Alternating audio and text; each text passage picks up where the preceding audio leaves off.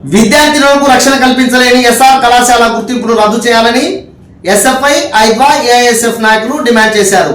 కర్నూలు నగర శివారులో ఎస్ఆర్ కళాశాల యాజమాన్యం విద్యార్థినుల ప్రాణాలతో చెలగాటమాడుతోందని వారిపై చర్యలు తీసుకోవాలని కోరుతూ ఎస్ఎఫ్ఐ ఐద్వా ఏఐఎస్ఎఫ్ జిల్లా కమిటీల ఆధ్వర్యంలో ఆర్ఐఓ గురువయ్య శెట్టికి వినతి పత్రం ఇచ్చారు. ఈ సందర్భంగా ఐద్వా జిల్లా అధ్యక్ష కార్యదర్శులు అరుణ అలివేలమ్మ, ఎస్ఎఫ్ఐ జిల్లా అధ్యక్ష కార్యదర్శులు రంగప్ప అబ్దుల్లా, ఏఐఎస్ఎఫ్ జిల్లా అధ్యక్షులు సోమన్న మాట్లాడుతూ ఎస్ఆర్ కళాశాలలో ఆదివారం రాత్రి ఒక విద్యార్థినికి చేతికి కత్తితో పొడిచి జుట్టు కత్తిరించి క్షుద్ర పూజలు చేసి విద్యార్థిని ఫోటోపై నిన్ను చంపుతామని రాశారని అన్నారు. విద్యార్థి తనకు జరిగిన సంఘటనను యాజమాన్యం దృష్టికి తీసుకుని వస్తే విచారణ చేయకుండా నిర్లక్ష్యంగా మాట్లాడుతూ డబ్బులు ఇస్తాను, వైద్యం చేయించుకో అంటూ మాట్లాడడం సరైంది కాదన్నారు.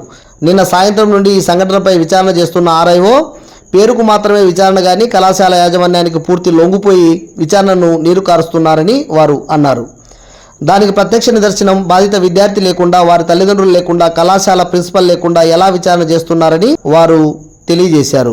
గతంలో కూడా ఎస్ఆర్ బాయ్స్ కళాశాలలో విద్యార్థి ఆత్మహత్య చేసుకుంటే ఇదే ఆర్ఐఓ విచారణ పేరుతో కాలయాపన చేశారన్నారు. జిల్లా కలెక్టర్ జోక్యం చేసుకుని ఆర్ఐఓ గురువయ్య శెట్టిపై చర్యలు తీసుకోవాలని వారు డిమాండ్ చేశారు. లేని పక్షంలో విద్యార్థి సంఘాలు, మహిళా సంఘాలు కలిసి వచ్చే వారందరినీ కలుపుకొని పెద్ద ఎత్తున ఉద్యమిస్తామన్నారు. కార్యక్రమంలో ఐద్వా నాయకులు శ్యామల, సుజాత, జయమ్మ, ఎస్ఎఫ్ఐ నగర కార్యదర్శి సాయి ఉదయ్, నగర ఉపాధ్యక్షులు, నాయకులు పృథ్వీ, ఏఐఎస్ఎఫ్ నాయకులు శరత్ తదితరులు పాల్గొన్నారు.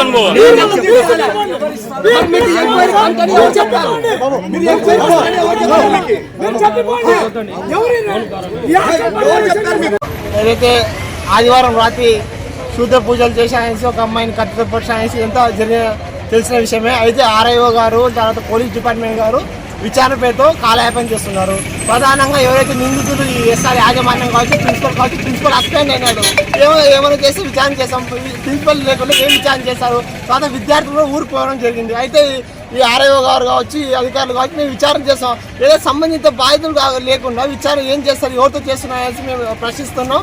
కాబట్టి వెంటనే ఈ ఎస్ఆర్ కాలేజీని సీజ్ చేయాలి. అదేవిధంగా ఏదైతే అమ్మాయిని ఈ రకంగా చేయకుండా అమ్మాయిలకు రక్షణ కల్పించాలనేసి ఎస్ఆర్ డిమాండ్ చేస్తున్నాం. ఈరోజు ఆర్ఐఓ గారు విచారణ చేస్తున్నాము. 3 మెన్ కమిటీతో మేము విచారణ చేసిన తర్వాత దాని మీద ఎంక్వైరీ రిపోర్ట్ ఇచ్చిన తర్వాత మేము యాక్షన్ తీసుకుంటాం. ఇలా ఎంక్వైరీ పేరుతో విచారణ చేయడం ద్వారా, కాలయాపన చేయడం ద్వారా ఇదంతా కాలయాపన చేస్తున్నారు తప్ప వీళ్ళని ఎంక్వైరీ కావచ్చు ఏది కూడా యాక్షన్ తీసుకోలేక పరిస్థితి ఉంది. ఆర్ఐఓ గారు వీళ్ళని ఒక రకంగా కొత్తగా వివరిస్తున్నారు కార్పొరేట్ యాజమాన్యానికి అనేసి కోరుతా ఉన్నాం.